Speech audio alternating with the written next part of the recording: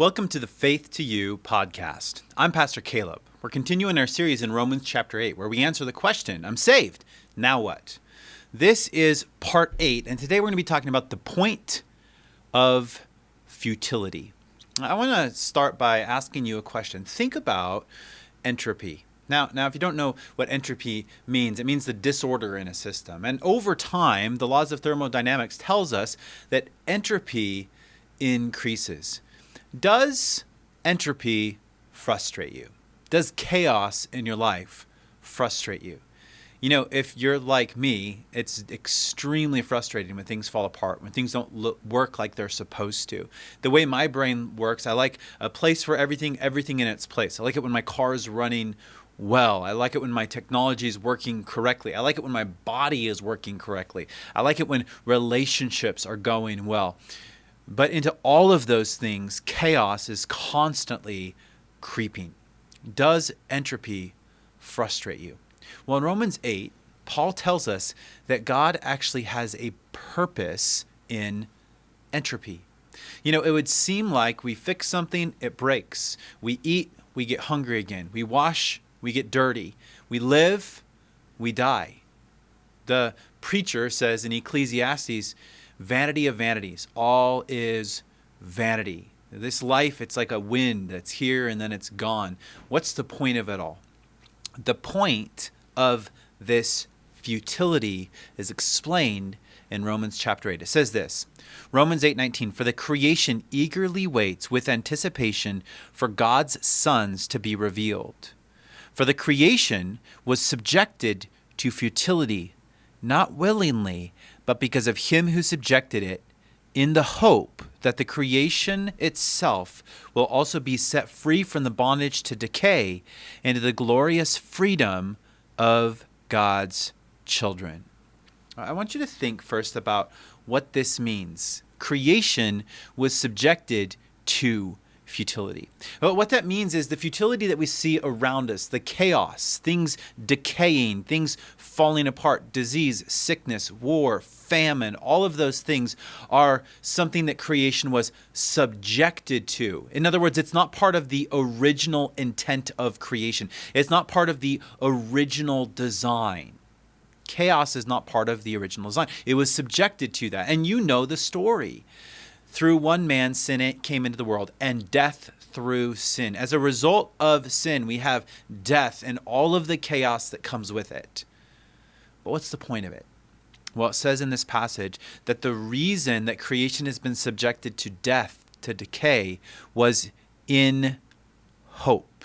It says in the hope that the creation itself will also be set free from the bondage to decay into the glorious freedom of God's children. I want you to remember this. The point of futility is hope. The point of futility is hope. What does that mean?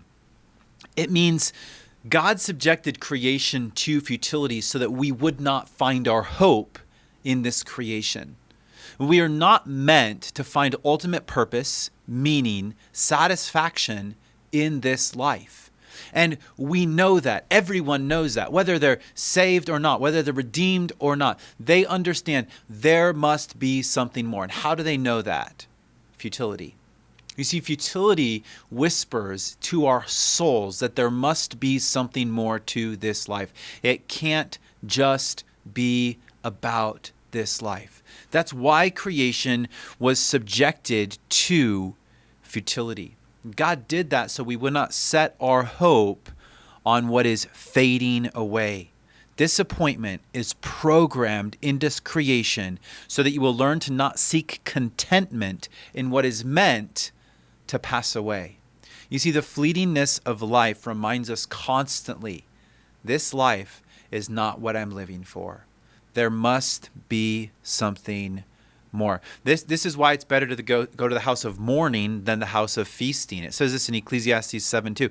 It's better to go to a house of mourning than to go to a house of feasting, since that is the end of all mankind, and the living should take it to heart.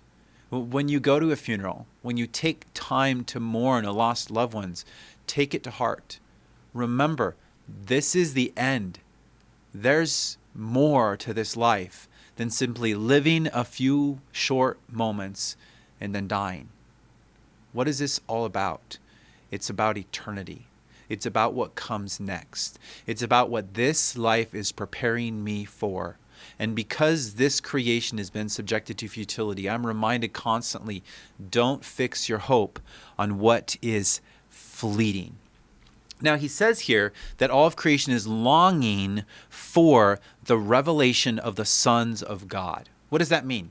The revelation of the sons of God, that's when all true believers are announced, are proclaimed, are revealed. It says that when we see him, we're going to be like him because we're going to see him as he is. What this is talking about is new creation. It's the fullness of the new creation.